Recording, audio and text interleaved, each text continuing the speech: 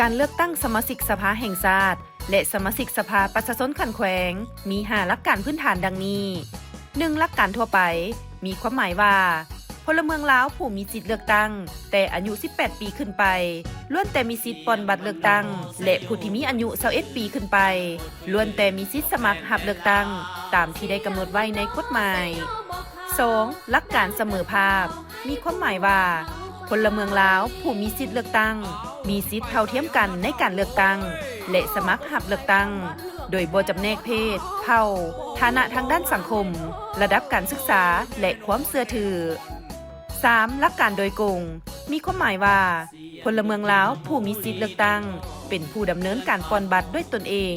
เพื่อเลือกเอาผู้สมัครรับเลือกตั้งที่ตนเห็นว่ามีมาตรฐานและเงื่อนไขครบถ้วนเป็นสมาชิกสภาแห่งชาติและสมาชิกสภาประชาชนขันแขวงยกเว้นกรณีที่กำหนดไว้เฉพาะอยู่ในกฎหมาย 4. หลักการลงคะแนนเสียงปิดลับมีความหมายว่าพลเมืองลาวผู้มีสิทธิเลือกตั้งแต่ละคน